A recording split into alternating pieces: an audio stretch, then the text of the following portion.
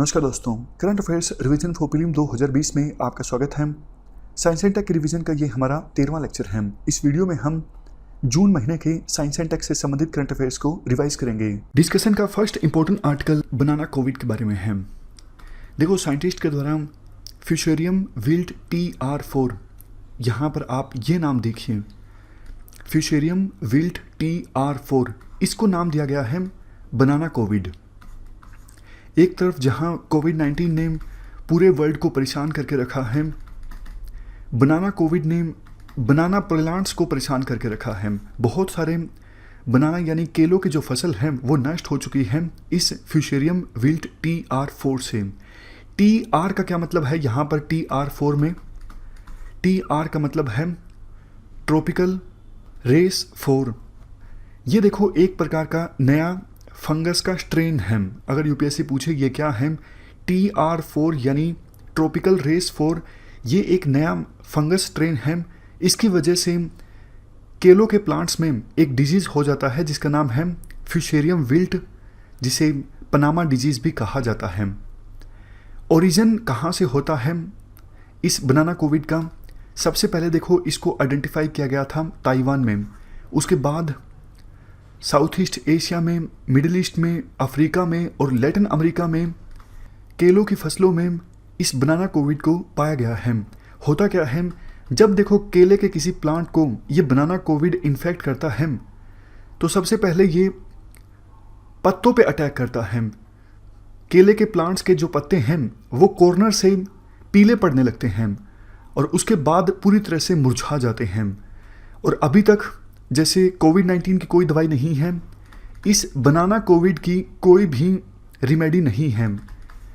बस एक्सपर्ट्स के द्वारा और साइंटिस्ट के द्वारा यही सजेस्ट किया जाता है कि आप बनाना के प्लांट्स को क्वारंटीन कीजिए अगर किसी एक बनाना के प्लांट में ये बनाना कोविड पाया जाता है। इंडिया में देखो, बनानास की प्रोडक्शन सबसे ज़्यादा होती है, इसलिए भी हमें ज़्यादा चिंतित होने की आवश्यकता है। अपने इंडिया में देखो, उत्तर प्रदेश और बिहार में बनाना के प्लांट्स को सबसे ज़्यादा नुकसान पहुंच सकता है इस बनाना कोविड की वजह से। अब लास्ट में हम बनाना के प्लांट के लिए जो उपयुक्त कंडीशंस हैं उनके बारे में जान लेते हैं। बनाना देखो एक ट्रॉपिकल क्रॉप है, मतलब मेनली ट्रॉपिकल एरियाज़ में बनानास की प्रोडक्शन ज़्यादा होती है। आप मैप देखिए, ये जो एरिया है यहाँ पर बनानास की प्रोडक्शन ज़्यादा होती है। इंडिया में प्रोडक्शन सबसे ज़्यादा, दूसरे नंबर पर चाइना, तीसरे नंबर पर फिलीपींस और चौथे नंबर पर ब्राज़ील। इस प्रकार के क्वेश्चंस यूपीएससी पूछती हैं। 2019 में यूपीएससी के द्वारा क्वेश्चन पूछा गया था, पिछले 5 सालों में सबसे बड़ा राइस एक्सपोर्टर कौन सा देश है? तो बनानास की प्रोडक्शन से संबंधित क्वेश्चन भी पूछा जा सकता है। इसके बाद टेम्परेचर कितना चाहिए? 15 डिग्री सेल्सियस से लेके 35 डिग्री सेल्सियस के बीच है। एवरेज रेनफॉल चाहिए 650 से लेके 750 mm के बीच है। सॉइल कैसी होनी चाहिए? Deep rich loamy soil. Loamy soil कौन सी होती है? जिसमें देखो क्ले, सिल्ट और सैंड ये सब इक्वल पार्ट्स में होते हैं, तो वो सॉइल लोमी सॉइल होती है। और लोमी सॉइल बहुत ज़्यादा उपजाऊ भूमि होती है। बनाना कल्टीवेशन के लिए बेस्ट है लोमी सॉइल। मैं फिर से बोलता हूँ क्योंकि लोमी सॉइल से संबंधित क्वेश्चन यूपीएससी के द्वारा पूछा जा सकता है। जिस सॉइल में क्ले, सिल्ट, सैंड यानी रेत, मिट्टी, गाद ये सब इक्वल पार्ट्स में होते हैं, वो सॉइल लोमी सॉइल होती है और ये काफ़ी ज़्यादा उपजाऊ होती है। बनाना से हमें calories, protein, carbohydrate, potassium, vitamin C, B6 ये सब मिलते हैं। चलते हैं आगे। नेक्स्ट आर्टिकल एमोबाइसिस के बारे में है। क्या कंटेस्ट है?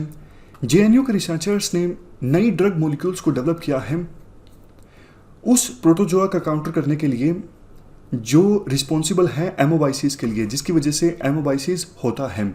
हम बात करें एमोबाइसिस के बारे में, ये देखो एक पैरासाइटिक इन्फेक्शन है। कौन से प्रोटोजोआ के कारण होता है? जिसका नाम है एमीबा एंटामीबा हिस्टोलिटिका। आप यहाँ पर देखिए, ये प्रोटोजोआ का नाम है जिसकी वजह से एमोबाइसिस होता है। WHO के अनुसार एंटामोइबा हिस्टोलिटिका ये देखो थर्ड लीडिंग काज है मोर्टेलिटी का पैरासाइटिक डिजीज में। कहने का मतलब ये है जिन पैरासाइटिक डिजीज की वजह से ह्यूमंस की डेथ होती है उनमें से ये जो डिजीज है एमोबाइसिस ये तीसरे नंबर पे आता है। मतलब इस पैरासाइटिक डिजीज के कारण तीसरे नंबर पे सबसे ज़्यादा डेथ्स होती हैं अगर स्पेसिफिकली हम बात करें पैरासाइटिक डिजीज की। और इन्फॉर्मेशन डिस्कस करें, ये जो प्रोटोजोआ है ये अनॉर्बिक है, इस वजह से ऑक्सीजन की हाई कॉन्सेंट्रेशन में ये प्रोटोजोआ सर्वाइव नहीं कर पाता। तो जब इन्फेक्शन होता है बॉडी में बहुत ज़्यादा ऑक्सीजन आ जाती है बॉडी में, इस वजह से ये जो ऑर्गेनिज्म है ये बड़ी संख्या में सिस्टीन को जनरेट करता है ताकि ऑक्सीडेटिव स्ट्रेस को काउंटर किया जा सके। समझ गए? मतलब ये जो प्रोटोजोआ है ये देखो एनॉर्बिक है, ऑक्सीजन की मात्रा ज़्यादा हो तो ये सर्वाइव नहीं कर पाता। तो जब इन्फेक्शन होता है बॉडी में एकदम से ऑक्सीजन की मात्रा बढ़ जाती है तो ये ऑर्गेनिज्म सिस्टीन को जनरेट करता है ताकि एकदम से ऑक्सीजन की मात्रा जो बॉडी में बढ़ गई है उसका सामना किया जा सके। कैसे ये डिजीज स्प्रेड होता है? पीने का पानी अगर कंटामिनेटेड हो या फिर फ्रूट्स सही ढंग से धुले हुए ना हो या फिर फ्रूट्स को ऐसे पानी से धोया गया हो जो पहले से ही कंटामिनेटेड हो, इस प्रकार से ये जो डिजीज़ है वो फैल जाता है। सिम्टम्स की बात करें, पेट में दर्द होता है, स्टूल में ब्लड आता है, डायरिया, पूरी बॉडी में थकावट, फीवर, भूख कम लगना, वेट लॉस, ये सब चीज़ें देखने को मिलती हैं। ट्रीटमेंट की बात करें, सेल्फ केयर से और एंटापैरासिटिक्स से इस इन्फेक्शन का इलाज होता है। चलते हैं आगे। नेक्स्ट स्टार्ट कल अनन्या के बारे में है। क्या कंटेस्ट है? Defence institute of advance technology. ये देखो पुणे बेस्ड एक डीम्ड यूनिवर्सिटी है। इस यूनिवर्सिटी ने nano technology based disinfectant spray तैयार किया है ताकि कई सारे ऑब्जेक्ट्स को डिसइंफेक्ट किया जा सके कोविड-19 के अगेंस्ट। बहुत सारी चीज़ें जैसे देखो medical instruments, elevator buttons, door knobs, corridors, rooms, उन सबको डिसइंफेक्ट किया जा सकता है इस अनन्या की सहायता से। और इसे किसके द्वारा भी यूज़ किया जा सकता है? कोई ज़रूरी नहीं कि ट्रेंड म्यूनसिपैलिटी वर्कर या फिर हेल्थ वर्कर इस्तेमाल कर सकेगा इस अनन्या को, नहीं। इस स्प्रे को, nano technology based disinfectant spray को किसी के द्वारा भी इस्तेमाल किया जा सकता है। और एक बार देखो किसी ऑब्जेक्ट को डिसइंफेक्ट किया जाता है तो ऑलमोस्ट 24 घंटे तक वो ऑब्जेक्ट डिसइंफेक्ट रहेगा। तो कोविड-19 के अगेंस्ट लड़ने के लिए इस प्रकार के ऑब्जेक्ट्स का मार्केट में आना काफ़ी ज़्यादा ज़रूरी है, क्योंकि देखो कुछ समय के लिए अब हमें इस वायरस के साथ जीना सीखना होगा। बेडू नेविगेशनल सैटेलाइट सिस्टम के बारे में है। देखो ये चाइना का नेविगेशनल सैटेलाइट सिस्टम है, तो बिल्कुल डीप से तो हमें जानकारी होना कोई आवश्यक नहीं है, लेकिन बेसिक जानकारी हमें पता होनी चाहिए। जैसे देखो GPS USA का नेविगेशनल सैटेलाइट सिस्टम है, हमारा नेविगेशनल सैटेलाइट सिस्टम है नाविक या फिर IRNSS। ग्लोसनास रशिया का है, गैलीलियो यूरोपियन यूनियन का है, उसी प्रकार से बेडू चाइना का है, QZSS ये जापान का है। अभी हुआ ये है, टोटल देखो 35 सैटेलाइट्स लॉन्च किए जाने हैं इस बेडू नेविगेशनल सैटेलाइट सिस्टम में। तो पहला जो सैटेलाइट है वो लॉन्च किया गया लॉन्ग मार्च 3 रॉकेट की सहायता से। इस सैटेलाइट सिस्टम की सहायता से मिलिट्री और कमर्शियल दोनों तरह की सर्विसेज को अवेल किया जा सकेगा। कवरेज कितनी है? ग्लोबल, मतलब पूरे वर्ल्ड को कवर करेगा चाइना का ये बेडू नेविगेशनल सैटेलाइट सिस्टम। टोटल कितने सैटेलाइट्स लॉन्च किए जाएंगे? 35। चलते हैं आगे। इंपॉर्टेंट आर्टिकल बोस आइंस्टाइन कंडेंसेट्स के बारे में है। कंटेस्ट की बात तो हम बाद में करेंगे, पहले हम बेसिक्स की बात करते हैं। बोस आइंस्टाइन कंडेंसेट्स ये देखो 5वां स्टेट ऑफ मैटर है। इसके अलावा 4 दूसरे स्टेट ऑफ मैटर्स कौन कौन से हैं? गैस, लिक्विड, सॉलिड और चौथे नंबर पे प्लाज्मा। अगर यूपीएससी सिंपल से सिंपल क्वेश्चन पूछ लेती है, बोस आइंस्टाइन कंडेंसेट्स क्या है, ये 5वां स्टेट ऑफ मैटर है। इसके बारे में देखो, सबसे पहले तो प्रेडिक्ट किया गया था सत्येंद्र नाथ बोस के द्वारा। ये ना ढाका यूनिवर्सिटी में काम कर रहे थे और उन्होंने रिसर्च की, इस 5वें स्टेट ऑफ मैटर के बारे में पता लगाया। सत्येंद्र नाथ बोस ने अपनी रिसर्च को भेजा आइंस्टाइन के पास। आइंस्टाइन बहुत ज़्यादा प्रभावित हुए थे इस रिसर्च से और आइंस्टाइन ने इनकी रिसर्च को उस समय जर्मनी के एक फेमस जर्नल में पब्लिश करवाया। तो बाद में इस 5वें स्टेट ऑफ मैटर को नाम दिया गया बोस आइंस्टाइन कंडेंसेट्स। अभी कंटेक्स्ट ये है, इंटरनेशनल स्पेस स्टेशन पर साइंटिस्ट ने पहली बार इस 5वें स्टेट ऑफ मैटर को ऑब्जर्व किया है। ये जो बोस आइंस्टाइन कंडेंसेट्स हैं, इसको देखो अर्थ पर ऑब्जर्व करना बहुत ज़्यादा मुश्किल होता है। क्यों? एक तो देखो अर्थ की जो ग्रेविटी है वो रिक्वायर्ड मैग्नेटिक फील्ड को डेवलप नहीं होने देती, जो कि ज़रूरी है इस कंडेंसेट को ऑब्जर्व करने के लिए। दूसरा, बाहरी दुनिया के थोड़ा सा संपर्क में आने पर ये जो कंडेंसेट्स हैं वो पिघल जाते हैं, तो इनको ऑब्जर्व करना बहुत मुश्किल होता है। साइंटिस्ट ने क्या किया, इंटरनेशनल स्पेस स्टेशन पर इन पार्टिकल्स को ऑब्जर्व किया, मतलब 5वें स्टेट ऑफ मैटर को ऑब्जर्व किया, क्योंकि वहां पर अर्थ की ग्रेविटी का जो इन्फ्लुएंस है वो कम हो जाता है। नेक्स्ट पॉइंट, फॉर्म कैसे होते हैं, कैसे बनते हैं ये कंडेंसेट्स। देखो, कुछ निश्चित एलिमेंट्स के एटम्स को अगर हम ठंडा करें, कितने टेम्परेचर तक, 0 केल्विन तक अगर हम कुछ सर्टेन एलिमेंट्स के एटम्स को ठंडा करें तो बोस आइंस्टाइन कंडेंसेट्स बनते हैं। होता क्या है, जब 0 केल्विन तक ठंडा किया जाता है तो एटम्स जो हैं कुछ निश्चित एलिमेंट्स के, वो एक सिंगल एंटिटी का आकार धारण कर लेते हैं क्वांटम प्रॉपर्टीज के साथ, जिसमें हर एक पार्टिकल जो है वेव ऑफ मैटर की तरह फंक्शन करने लगता है। इस प्रकार से फॉर्मेशन होता है बोस आइंस्टाइन कंडेंसेट्स का। अच्छा, सिग्निफिकेंस क्या है, मतलब क्या फ़ायदा हुआ साइंटिस्ट ने इंटरनेशनल स्पेस स्टेशन पर पहली बार इनको ऑब्जर्व किया। सिग्निफिकेंस देखो ये है, डार्क एनर्जी जो कि रिस्पॉन्सिबल है यूनिवर्स के एक्सपेंशन के लिए, डार्क एनर्जी के बारे में हमें और ज़्यादा जानने को मिलेगा इस रिसर्च से, इनको पहली बार जो ऑब्जर्व किया गया है। चलते हैं आगे। आर्टिकल क्लेड आई या फिर A3I कोरोना वायरस के बारे में है। बिल्कुल बेसिक्स को पहले डिस्कस करते हैं। क्लेड का क्या मतलब होता है।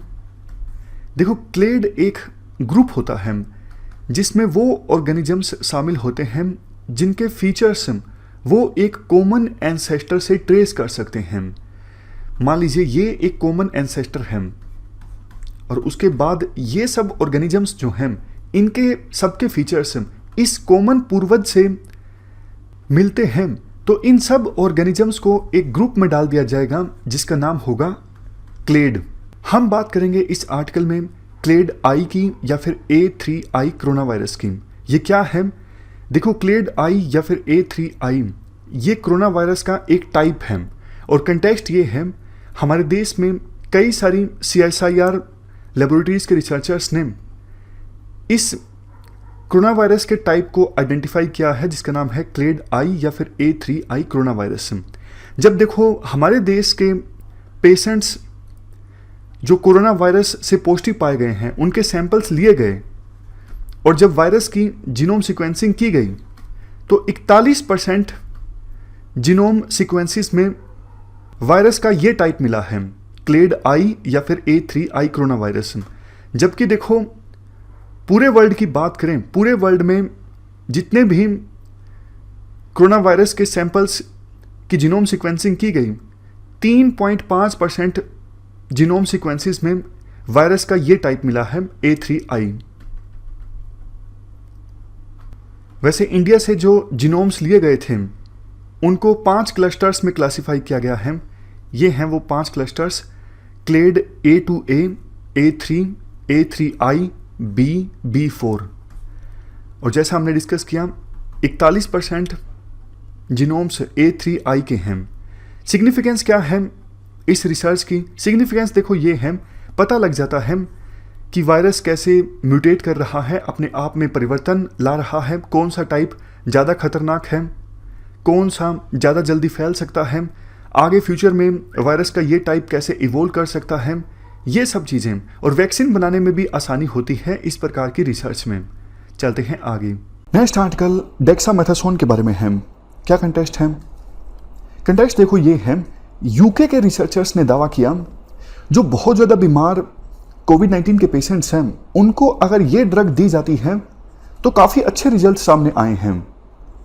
मतलब उन्होंने ये दावा किया है इस ड्रग का इस्तेमाल किया जा सकता है क्रिटिकली इल कोविड-19 के पेशेंट्स के इलाज के लिए। हम बात करें इस ड्रग की, ये एंटी इन्फ्लेमेटरी ड्रग है।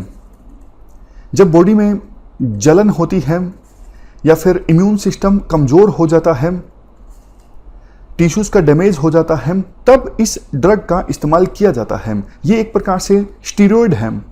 स्टीरॉयड क्या होते हैं? आप कह सकते हो स्टीरॉयड का मतलब होता है आर्टिफिशियली हार्मोन्स। वैसे देखो हार्मोन्स हमारी बॉडी में नेचुरली जनरेट होते हैं, लेकिन हार्मोन्स के द्वारा बॉडी में जो फंक्शंस परफॉर्म किए जाते हैं, अगर वही फंक्शंस बॉडी में परफॉर्म करने के लिए अगर केमिकल्स की डोज ली जाती है तो उसे ही कहा जाता है स्टीरॉयड। अक्सर आपने सुना होगा बॉडी बिल्डर्स स्टीरॉयड लेते हैं, और ये जो डेक्सामेथासोन है ये बैन है। मतलब स्पोर्ट्स पर्सन्स कंपटीशन में इसे नहीं ले सकते, ऐसे रूल्स हैं वर्ल्ड एंटी डोपिंग एजेंसी के। लेकिन आउट ऑफ कंपटीशन इलाज के लिए एथलीट्स के द्वारा इस ड्रग को लिया जा सकता है। ये कुछ और बातें हैं डेक्सामेथासोन के बारे में। काफ़ी तरह के डिजीज़ के इलाज के लिए इस ड्रग का इस्तेमाल होता है, जैसे रूमेटिज्म। रूमेटिज्म का मतलब होता है जॉइंट्स में जलन होती है, पेन होता है, तो उसे कहा जाता है रूमेटिज्म। इसके इलाज के लिए इस ड्रग का इस्तेमाल होता है अस्थमा, एलर्जीज, या फिर देखो कैंसर पेशेंट्स को जब कीमोथेरेपी दी जाती है तो उनको नोशिया होता है। नोशिया मतलब वीकनेस और वोमिटिंग करने का मन करता है। तो इस चीज़ के इलाज के लिए भी, इस चीज़ को कम करने के लिए भी डेक्सामेथासोन का इस्तेमाल होता है। वर्ल्ड की ये पहली ड्रग है जो अब साबित हो चुकी है कि कोविड-19 के जो क्रिटिकली इल पेशेंट्स हैं उनमें डेथ के रिस्क को कम करती है। डेथ का रिस्क कितना कम हो जाता है वो सब आंकड़ा भी दिया हुआ है, इतना इंपॉर्टेंट नहीं है। तो ये हमने आर्टिकल डिस्कस किया डेक्सामेथासोन के बारे में। चलते हैं आगे। आर्टिकल ध्रुवा चिप के बारे में है। IIT बॉम्बे के द्वारा ये चिप डेवलप की गई है। काम क्या होगा इस चिप का? देखो इस चिप का इस्तेमाल किया जा सकता है स्मार्टफोन्स में या फिर दूसरे नेविगेशनल डिवाइसेस में लोकेशंस को फाइंड आउट करने के लिए। कैसे ये चिप काम करेगी? देखो हमारा जो सैटेलाइट नेविगेशन सिस्टम है या फिर US का जो नेविगेशनल सैटेलाइट सिस्टम है GPS, हमारा है नाविक। इनसे सिग्नल्स रिसीव किए जाएंगे इस चिप के द्वारा ताकि लोकेशन को एक्यूरेटली फाइंड आउट किया जा सके हर एक वेदर कंडीशन में। अगर बिल्कुल स्पेसिफिक इंफॉर्मेशन की बात करें, ये चिप जो है मल्टीपल फ्रीक्वेंसी बैंड्स में सिग्नल्स को रिसीव कर सकती है, और इवन वीक सिग्नल्स, मतलब सिग्नल अगर कमज़ोर हैं तो उनको भी हैंडल आउट किया जा सकता है। एक बार सिग्नल रिसीव हो गए तो उनको कन्वर्ट किया जाएगा डिजिटल सिग्नल्स में, और उसके बाद प्रोसेसिंग होगी किसी स्टैंडर्ड डिजिटल सिग्नल प्रोसेसर के द्वारा ताकि लोकेशन को एग्जैक्टली फाइंड आउट किया जा सके। तो ये चिप मदद करेगी नाविक से या फिर GPS से सिग्नल्स को रिसीव करने में और क्लीन करने में। फंडिंग की बात करें, इस चिप को डेवलप करने में फंडिंग किसकी है? Ministry of electronics and information technology की। नोडल एजेंसी की बात करें, स्मीर का पूरा नाम है society for applied microwave electronics engineering and research.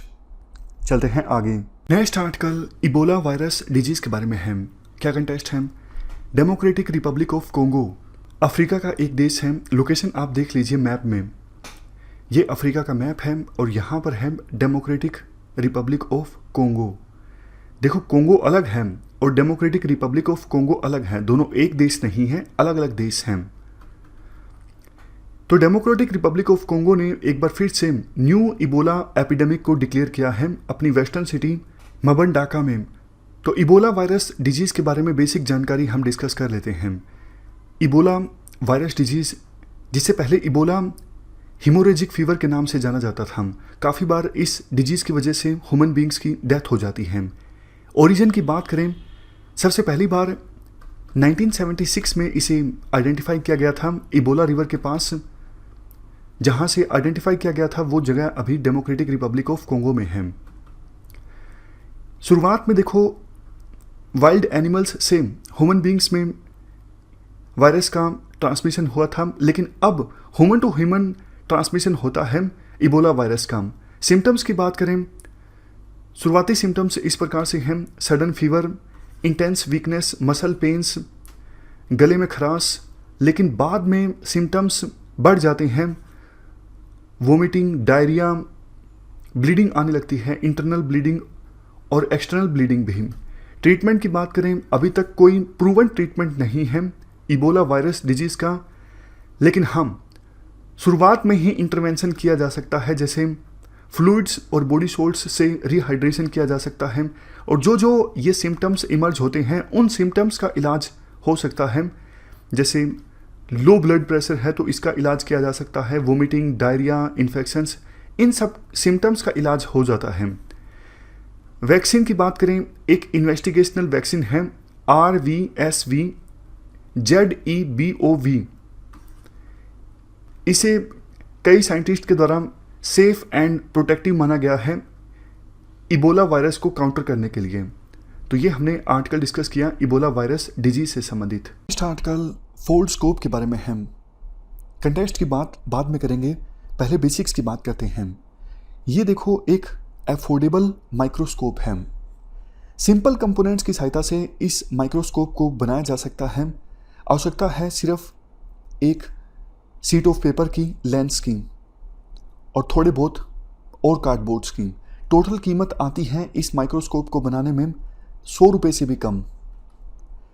और सब कुछ जोड़ने के बाद जो नमूना है उसको रखा जा सकता है ऑब्जर्वेशन के लिए, और उस नमूने को एक मोबाइल फ़ोन कैमरा जो अटैच होगा उसकी सहायता से भी देखा जा सकता है। इसको डेवलप किया गया था मनु प्रकाश के द्वारा। ये फोल्डस्कोप फ्रूगल साइंस मूवमेंट का पार्ट है। फ्रूगल साइंस मूवमेंट का मकसद ये है सस्ते टूल्स डेवलप करना, और ऐसे टूल्स डेवलप करना जिनको आसानी से बनाया जा सके और डेवलपिंग वर्ल्ड में जिनका इस्तेमाल हो सके साइंटिफिक यूज़ के लिए। अब देखो, ये जो माइक्रोस्कोप है पोर्टेबल है, मतलब आसानी से एक जगह से दूसरी जगह पर ले जाया जा सकता है। और जो कन्वेंशनल माइक्रोस्कोप्स होती हैं उनकी तरह कई सारे फंक्शंस ये माइक्रोस्कोप परफॉर्म कर सकती हैं। इस माइक्रोस्कोप की सहायता से कई सारे डिजीज़ को डिटेक्ट किया जा सकता है। ओरल हेल्थ से संबंधित या फिर किडनी स्टोन्स को भी मॉनिटर किया जा सकता है। हेल्थ के अलावा एग्रीकल्चर सेक्टर में भी कई तरह के माइक्रो ऑर्गेनिजम्स जो फसलों को या फिर एनिमल्स को प्रभावित करते हैं उनको डिटेक्ट करने के लिए इस माइक्रोस्कोप का इस्तेमाल हो सकता है। अब लास्ट में कंटेक्स्ट की हम बात करें। कंटेक्स्ट ये है, हाल ही में कुछ डॉक्टर्स ने वैलिडेट किया क्लिनिकल यूटिलिटी के लिए इस माइक्रोस्कोप का इस्तेमाल किया जा सकता है। मतलब माइक्रोस्कोप की यूटिलिटी है क्लिनिकल ऑपरेशंस में, और पेशेंट्स के सैंपल्स लेके कई सारे डिजीज़ को डिटेक्ट किया जा सकता है। इम्पोर्टेंट आर्टिकल इन स्पेस के बारे में है। पूरा नाम है Indian national space promotion and authorisation centre. Union government ने हाल ही में अप्रूवल दिया इस सेंटर को इस्टेब्लिश करने के लिए। ये सेंटर इस्टेब्लिश होगा डिपार्टमेंट ऑफ स्पेस के अंतर्गत। क्वेश्चन ये उठता है, किस उद्देश्य के साथ, किस ऑब्जेक्टिव के साथ इस सेंटर को इस्टेब्लिश किया जा रहा है। रिसेंटली एक न्यूज़ आपने सुनी होगी, स्पेसएक्स कंपनी यूएसए की प्राइवेट कंपनी है, इलोन मस्क के द्वारा इस्टेब्लिश की गई थी। ये कंपनी नासा के एस्ट्रोनॉट्स को स्पेस में लेके जाएगी। स्पेसएक्स कंपनी के बीच और अमेजॉन कंपनी के बीच स्पेस बेस्ड सैटेलाइट्स की सहायता से इंटरनेट सर्विस प्रोवाइड करने के लिए कंपटीशन भी चल रहा है। कौन जल्दी प्रोजेक्ट को कंप्लीट करेगा, किसका प्रोजेक्ट बेहतर होगा। कहने का मतलब देखो ये है, दुनिया भर के विभिन्न देशों की जो प्राइवेट कंपनीज हैं वो स्पेस में काफ़ी आगे निकल रही हैं। जबकि हमारे देश में सारा जो स्पेस रिलेटेड काम है ऑलमोस्ट इसरो के द्वारा किया जा रहा है। हालांकि देखो, हमारे देश की जो प्राइवेट कंपनीज हैं वो स्पेस रिलेटेड एक्टिविटीज़ में पार्टिसिपेट तो करती हैं, लेकिन उनका रोल अभी तक फिलहाल इसरो को कंपोनेंट्स और सब सिस्टम्स के सप्लाई से संबंधित है। मतलब वो कंपोनेंट्स को सप्लाई करती हैं इसरो को। उनके पास ऐसे रिसोर्सेज या फिर ऐसी टेक्नोलॉजी नहीं है कि यूएसए की प्राइवेट कंपनीज की तरह वो एस्ट्रोनॉट्स को स्पेस में भेज सकें या फिर अपने आप से स्पेस में सैटेलाइट्स लॉन्च कर सकें। इतनी कैपेबिलिटी हमारे देश की प्राइवेट कंपनीज की फिलहाल नहीं है। तो हम चाहते हैं हमारे देश की जो प्राइवेट कंपनीज हैं वो भी एम्पावर्ड हों, वो भी वर्ल्ड की स्पेसएक्स जैसी कंपनीज का मुकाबला करें। तो हमारे देश की प्राइवेट कंपनीज को सपोर्ट करने के लिए ये सेंटर इस्टेब्लिश किया जाएगा इन स्पेस। मेनली इस सेंटर का काम ये होगा, इसरो का जो इंफ्रास्ट्रक्चर है, चाहे वो ग्राउंड बेस्ड हो या फिर स्पेस बेस्ड हो, या फिर इसरो के दूसरे रिसोर्सेज, साइंटिफिक रिसोर्सेज हो, टेक्निकल रिसोर्सेज हो, या फिर इवन डेटा हो, इन सब चीज़ों को अवेलेबल करवाना प्राइवेट कंपनीज को, ताकि वो अपनी स्पेस रिलेटेड एक्टिविटीज़ को कैरी आउट कर सकें। आने वाले 6 महीनों में ये सेंटर इस्टेब्लिश हो जाएगा। ये सेंटर प्राइवेट कंपनीज की नीड्स को समझेगा, इवन एजुकेशनल या फिर जो रिसर्च के इंस्टीट्यूशंस हैं उनकी भी ज़रूरतों को समझेगा कि ये क्या चाहते हैं हमसे, मतलब ये क्यों नहीं आगे बढ़ पा रहे हैं, इनकी ज़रूरतें क्या हैं। उसके बाद ये सेंटर इसरो से कंसल्ट करेगा और जो भी ज़रूरतें हैं प्राइवेट कंपनीज की, उन ज़रूरतों को पूरा करने की कोशिश करेगा। तो समझ गए, प्राइवेट कंपनीज का स्पेस रिलेटेड एक्टिविटीज़ में ज़्यादा पार्टिसिपेशन इंश्योर करने के लिए ये सेंटर इस्टेब्लिश किया जाएगा। इन स्पेस के बारे में तो देखो क्वेश्चन पूछा ही जा सकता है, ये तो न्यूज़ में है, लेकिन इसके अलावा अंतरिक्ष और NSIL के बारे में भी क्वेश्चन पूछा जा सकता है। पिछले साल इस्टेब्लिश हुआ था ये NSIL, पूरा नाम है न्यू स्पेस इंडिया लिमिटेड। ये सेंट्रल पब्लिक सेक्टर एंटरप्राइज है, गवर्नमेंट ऑफ इंडिया की, हेडक्वार्टर बेंगलोर में है। इसको पिछले साल मार्च में इस्टेब्लिश किया गया था, मार्च 2019 में। ये भी डिपार्टमेंट ऑफ स्पेस के एडमिनिस्ट्रेटिव कंट्रोल के अंतर्गत आता है। किस ऑब्जेक्टिव के साथ न्यू स्पेस इंडिया लिमिटेड को इस्टेब्लिश किया गया था? इसका मैंडेट देखो ये है, ग्लोबल स्पेस मार्केट को एक्सप्लॉइट करना commercially, small satellite launch vehicles या फिर पोलर सैटेलाइट लॉन्च व्हीकल्स को मैन्युफैक्चर करना प्राइवेट सेक्टर के साथ मिलकर। समझ गए? तो ये काम है न्यू स्पेस इंडिया लिमिटेड का। इसके अलावा अंतरिक्ष, ये भी, इसका भी देखो पूरा मालिकाना हक डिपार्टमेंट ऑफ स्पेस के पास है और ये कंपनी है। इसका काम ये है इसरो के प्रोडक्ट्स की मार्केटिंग करना, इसरो के जो प्रोडक्ट्स हैं या फिर इसरो की जो सर्विसेज हैं उनकी मार्केटिंग करना, ज़्यादा से ज़्यादा ऑर्डर लेके आना।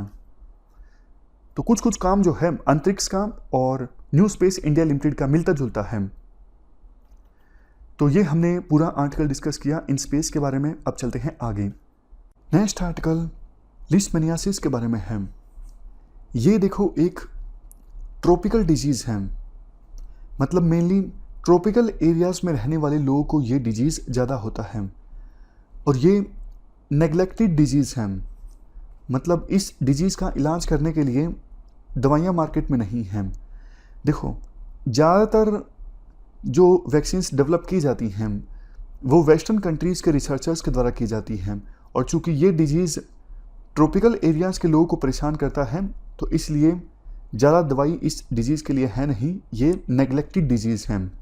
अभी क्या हुआ है, national centre for sale science के रिसर्चर्स ने, ये सेंटर पुणे में है, इस सेंटर के रिसर्चर्स ने नए बायोमोलिक्यूल्स को फाइंड आउट किया है कालाजार में ड्रग रेसिस्टेंस से लड़ाई लड़ने के लिए। कालाजार क्या है? देखो, अभी हमने जो ये बात की लीशमैनियासिस, ये 3 तरह का होता है।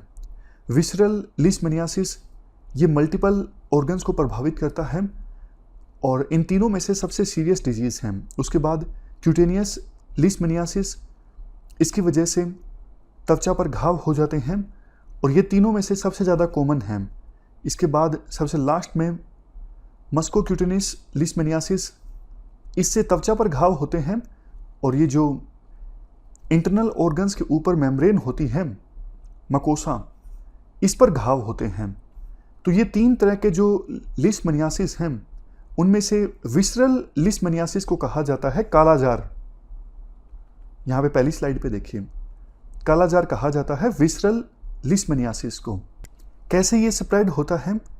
देखो, ये स्प्रेड होता है लीशमेनिया पैरासाइट से, जो कि ट्रांसमिट होता है सैंड फ्लाइज के काटने से। लास्ट में थोड़ी सी इन्फॉर्मेशन हम कालाजार के बारे में अलग से भी जान लेते हैं। जैसा हमने डिस्कस किया, लीशमनियासिस 3 प्रकार का होता है और सबसे ज़्यादा सीरियस जो होता है विसरल लीशमनियासिस, इसे कहा जाता है कालाजार या फिर ब्लैक फीवर या फिर डमडम फीवर। अगर देखो इलाज ना हो सही समय पर तो डेथ भी हो सकती है। फर्टिलिटी इस सिचुएशन में काफ़ी ज़्यादा होती है। स्प्रेड कैसे होता है? जैसा हमने पहले भी डिस्कस किया, लीशमेनिया वंश के प्रोटोजोआ पैरासाइट्स के थ्रू ये फैलता है और माइग्रेट कर जाता है इंटरनल ऑर्गन्स में, जैसे liver, spleen, bone marrow. Signs and symptoms की बात करें, फीवर, वेट लॉस, फैटीग मतलब कमजोरी, एनीमिया मतलब खून की कमी, और उसके बाद स्प्लीन और लीवर में स्वेलिंग, ये सब सिम्टम्स हैं काला आजार के। चलते हैं आगे। Next article lunar polar exploration mission से संबंधित है। क्या कंटेस्ट है? जापान और इंडिया की स्पेस एजेंसीज। जापान की स्पेस एजेंसी है JAXA यानी जाक्सा, और इंडिया की स्पेस एजेंसी है इसरो। दोनों के द्वारा मिलके ये मिशन लॉन्च किया जाएगा 2023 के बाद। मिशन का काम क्या होगा? इस मिशन के अंतर्गत मून पर एक लैंडर भेजा जाएगा जो लैंड करेगा, जिसमें से रोवर निकलेगा और वो मून पर जरूरी इन्वेस्टिगेशन करेगा। देखो, अभी तक का ऑब्जर्वेशनल डेटा ये सजेस्ट करता है मून के पोलर रीजन्स में वाटर एग्जिस्ट करता है। इस मिशन का मकसद ये होगा और गहराई से इन्वेस्टिगेशन करना कि मून के पोलर रीजन्स में वाटर जो मिलता है उसकी क्वांटिटी कितनी हो सकती है, फोम क्या हो सकती है, ताकि इस डेटा का इस्तेमाल किया जा सके फ्यूचर में मून के पोलर रीजन में मौजूद इन रिसोर्सेज को फर्दर स्पेस एक्सप्लोरेशन से संबंधित एक्टिविटीज़ के लिए। तो इस लूनर पोलर एक्सप्लोरेशन मिशन में जो इंडिया और जापान के द्वारा मिलकर भेजा जाएगा, लैंडर होगा जो कि मून के पोलर रीजन में लैंड करेगा। उसके बाद रोवर निकलेगा, उससे रोवर मतलब एक पहिए वाली गाड़ी जो घूम घूम कर चीज़ों को इन्वेस्टिगेट करेगी। जाक्सा यानी जापानीज स्पेस एजेंसी के द्वारा लैंडिंग मॉड्यूल और रोवर मॉड्यूल बिल्ड किया जाएगा, जबकि इसरो लैंडर सिस्टम को डेवलप करेगी। तो ये हमने लूनर पोलर एक्सप्लोरेशन मिशन के बारे में डिस्कस किया। अगला आर्टिकल हमारा मैग्नेटो कैलोरिक मटेरियल के ऊपर है। हुआ यूं है कि भारत के कुछ महान वैज्ञानिक लोगों ने कैंसर को ट्रीट करने के लिए रेयर अर्थ मटेरियल के ऊपर आधारित एक मैग्नेटो कैलोरिक मटेरियल को डेवलप किया है। अब इस मैग्नेटो कैलोरिक मटेरियल को पढ़ने के लिए हमें मैग्नेटो कैलोरिक इफेक्ट MCE पर ध्यान देना पड़ेगा।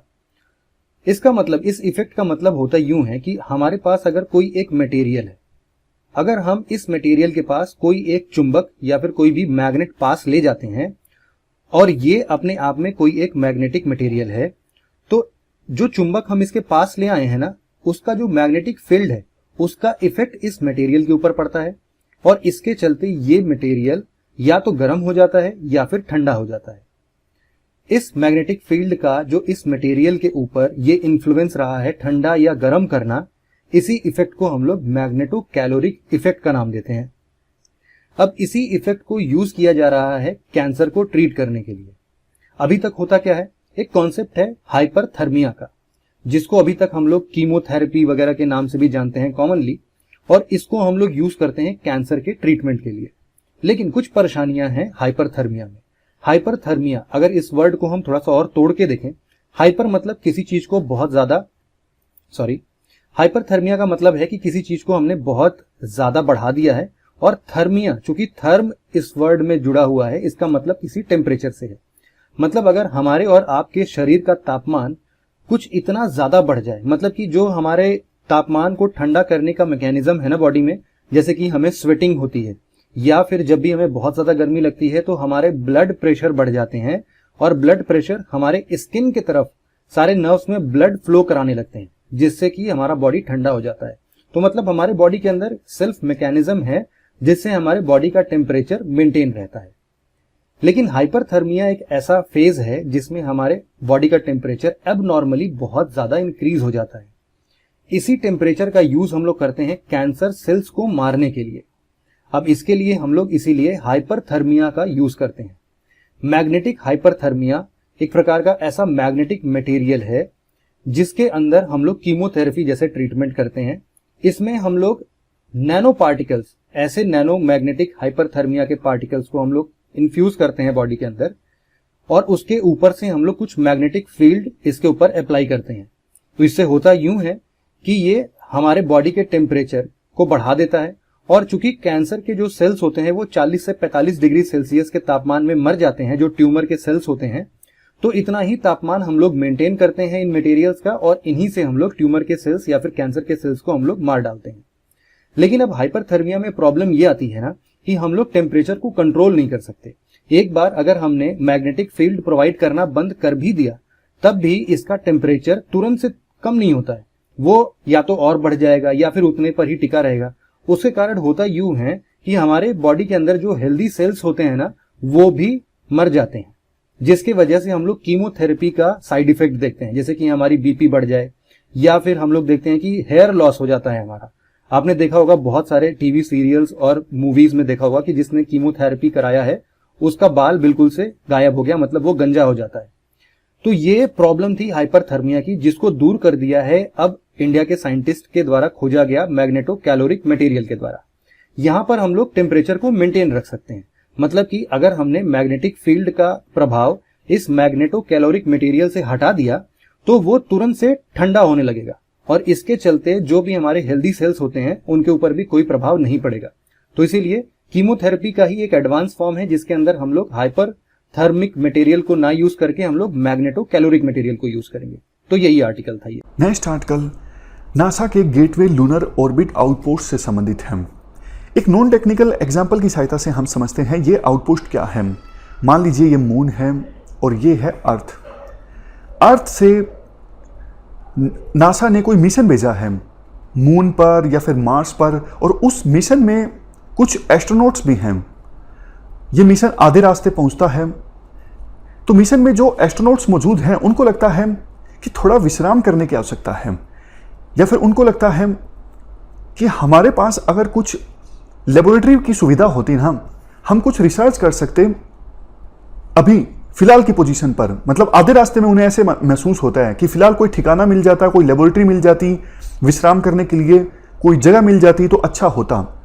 तो इसी चीज को ध्यान में रख के नासा ने ये आउटपोस्ट इस्टेब्लिश की है। ये आउटपोस्ट एक छोटा सा स्मॉल स्पेसशिप होगा जो मून के चारों ओर चक्कर काटता रहेगा, और फ्यूचर में जो मिशंस भेजे जाएंगे चंद्रमा पर या फिर मार्स पर, उन मिशंस में जो एस्ट्रोनॉट्स मौजूद होंगे उनके लिए ये आउटपोस्ट यानी छोटा सा स्मॉल स्पेसशिप होटल का काम करेगा। विश्राम करने के लिए लिविंग अपार्टमेंट होगा, इसमें लेबोरेटरी की सुविधा भी होगी, दूसरी सुविधाएं भी होंगी।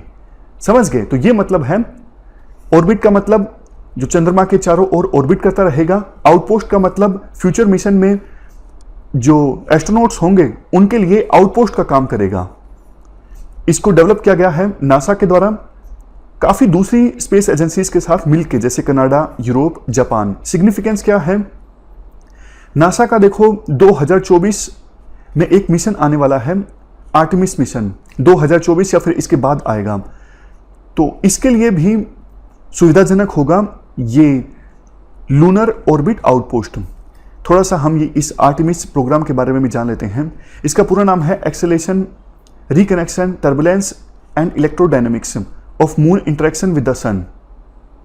ये नासा का चंद्रमा पर नेक्स्ट मिशन होगा। ऑब्जेक्टिव ये है ये पता लगाना कि सन की रेडिएशन जब रोकी मून से टकराती हैं तो फिर क्या होता है। जहां पर मैग्नेटिक फील्ड नहीं होता प्रोटेक्ट करने के लिए, तो वहां पर क्या होता है। इस प्रकार की रिसर्च की जाएगी आर्टेमिस प्रोग्राम के द्वारा।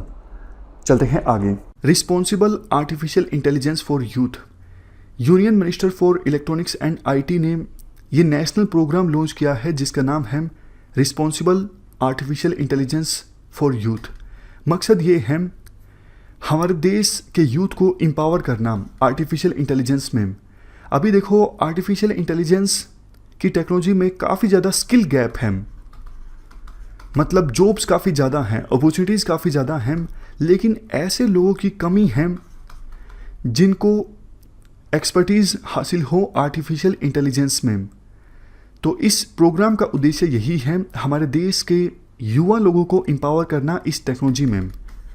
नेशनल प्रोग्राम देखो 8वीं क्लास से लेके 12वीं क्लास तक के बच्चे, चाहे वो गवर्नमेंट स्कूल के हों या फिर स्टेट स्कूल्स के हों, इंक्लूडिंग KVS, NVS, JNV, इन स्कूल्स के बच्चे भी पार्टिसिपेट कर सकेंगे इस प्रोग्राम में।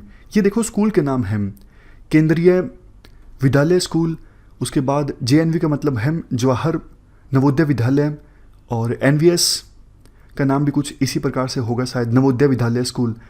तो ये स्कूल्स के नाम हैं। कौन सी बॉडीज़ इन्वॉल्व हैं इस प्रोग्राम में?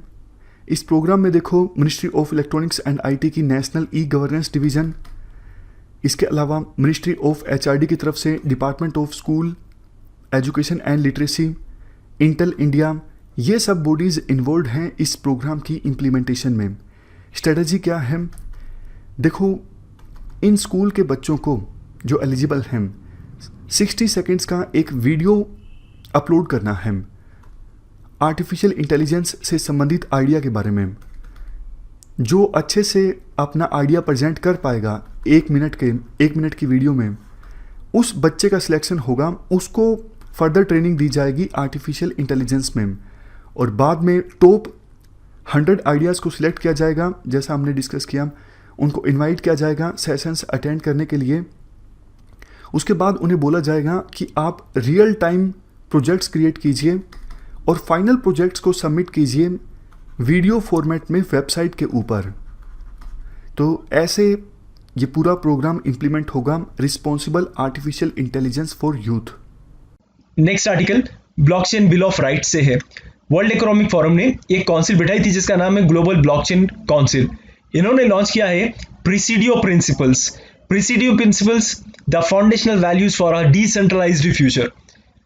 फ्यूचर में डिसेंट्रलाइज करने के लिए। अब ये डिसेंट्रलाइजेशन क्या है? देखिए दो चीज समझिए आप। सेंट्रलाइजेशन यानी एक ही तरफ पूरे पावर्स खींचे आना। डिसेंट्रलाइजेशन ऑब्वियसली इसका अपोजिट होगा, जहां पे पावर्स डिवाइड कर दिए जाते हैं। सिमिलरली यहाँ पे टेक्नोलॉजी डिवाइडेड हो जाएगी, और इसको कह रहे हैं हम ब्लॉकचेन बिल ऑफ राइट्स। देखिए पहले तो इसका अंदाजा ये लगाइए ये कितना इंपॉर्टेंट है। 2017 में एक क्वेश्चन पूछा था related to internet of things. Similarly अभी 2020 में डोमिनेट जो कर रहा है वो है आर्टिफिशियल इंटेलिजेंस, सेकंड में आता है क्वांटम टेक्नोलॉजी, और तीसरे नंबर पे आता है ब्लॉकचेन टेक्नोलॉजी। तो ये तीनों भी इंपॉर्टेंट है साइंस एंड टेक्नोलॉजी के सेक्टर में। बिल ऑफ राइट्स के बारे में बताता हूं मैं आपको। इसका एम देखते हैं पहले।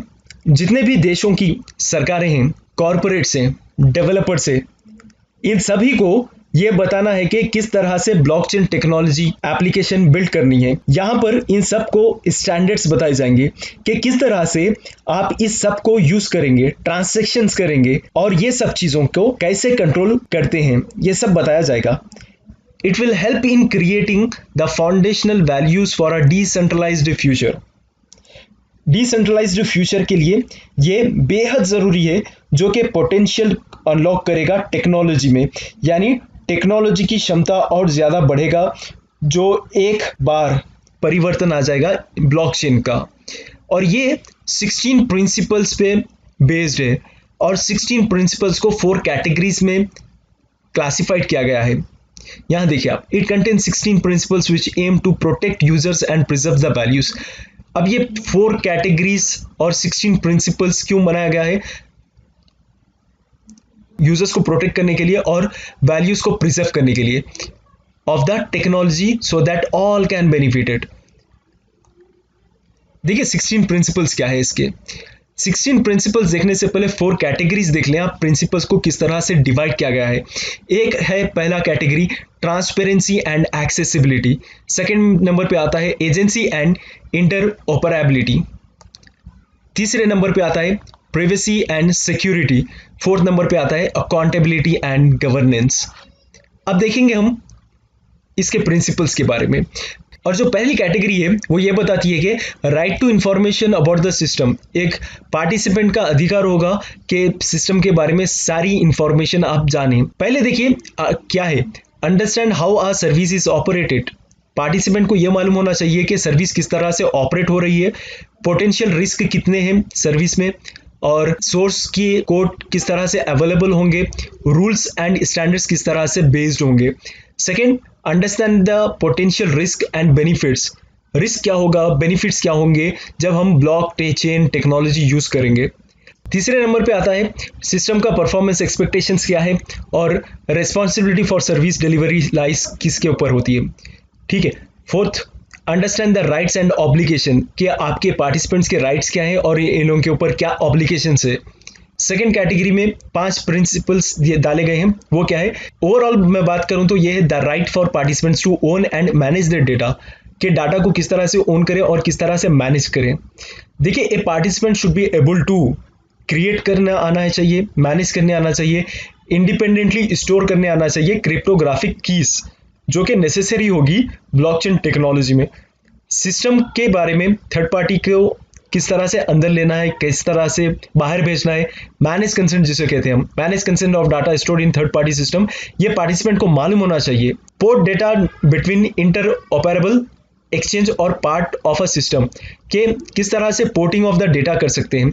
देखिए, अगर मैं यहाँ पे इंफॉर्मेशन ट्रांसफर कर रहा हूँ तो ये एक्सचेंज किस तरह से हो रहा है और कौन से डिवाइसेस पे हो रहा है।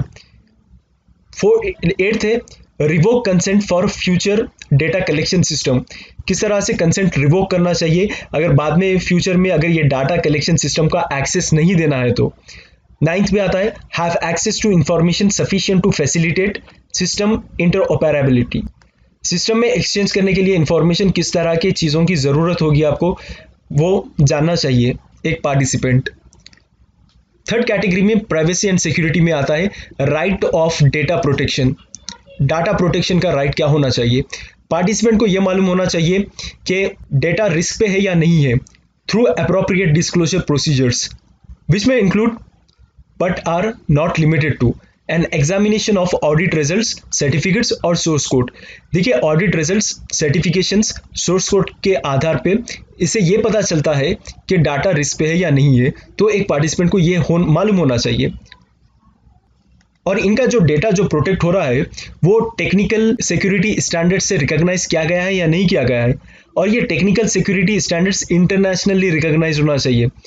12th नंबर पे आता है limit data collection, data collection को किस तरह से लिमिट करना चाहिए और डाटा का यूज करने का पर्पस क्या होना चाहिए, प्रोवाइडेड है या नहीं है, वो देखना है। 13th में आता है थर्ड पार्टी को लेकर और सिस्टम के अकॉर्डिंग्स में ये हो रहा है या नहीं हो रहा है, सिस्टम का जो डेटा है, जो भी प्रोसीजर इस्टेब्लिश किए थे ऑपरेशंस के लिए, वो सही हो रहा है या नहीं हो रहा है, उस पर भी नजर रखें। 4th कैटेगरी में आता है अकाउंटेबिलिटी एंड गवर्नेंस, यहाँ पे दिया है right for the participants to understand available records. एक पार्टिसिपेंट को यह मालूम होना चाहिए कि इंफॉर्मेशन किस तरह से नीडेड है उसको, और अंडरस्टैंड कर सकें कि सिस्टम ऑफ गवर्नेंस किस तरह से, रूल्स क्या है, और इफेक्टिव रिकोर्स मैकेनिज्म परस्यू कर रहा है या नहीं कर रहा है ये। नेक्स्ट इज, और वो जो डाटा जो रिकॉग्नाइज नहीं किया गया है उसको किस तरह से ऑप्ट आउट करना है, रेक्टिफाई करना है डिमॉन्स्ट्रेबली फॉल्स, इनएक्यूरेट और incomplete data when necessary. Blockchain technology के बारे में समझाता हूं मैं आप। ये एक सीरीज ऑफ डेटा है जो एक दूसरे से लिंक करते हैं और यहां पर एक चेन बनती है। हर सिंगल ट्रांजैक्शन की चेन लास्ट ट्रांजैक्शन से मिली हुई रहती है। लास्टली यही बोलना चाहूंगा, ये ब्लॉकचेन क्रिप्टोग्राफी प्रिंसिपल्स पे होते हैं। जैसा कि देखिए, ये इस तरह के ब्लॉक्स बनते हैं, एक इंफॉर्मेशन कैरी आउट करते हैं और ये इंफॉर्मेशन एक पैटर्न बनाते हैं ये ब्लॉक्स में, और इसको फ्यूचर में जाके कोई एडिट नहीं कर सकता। प्लस ये इंफॉर्मेशन जैसे कि वैसी ही रहेंगे हमेशा के लिए, और ये एक जो पैटर्न बनाता है वो लेजर बेस्ड होगा। ठीक है, इसको ही ब्लॉकचेन टेक्नोलॉजी बोल रहे हैं। हाँ, हर ब्लॉक्स एक दूसरे से कनेक्टेड होंगे, ठीक है, और हर ब्लॉक का एक यूनिक आइडेंटिफायर कोड होगा जिसको हम कह रहे हैं हैशेस। और ये जो फॉर्म है ब्लॉकचेन का, वो usually continuous laser of transactions में होगा। लेजर आप पढ़े होंगे अकाउंट्स या लेजर, तो लेजर कैसा होता है वैसे ही ये ब्लॉकचेन के ट्रांजैक्शंस के बारे में मालूमात होते हैं। तो इस डिस्कशन में फिलहाल इतना ही है। Thank you very much for discussion.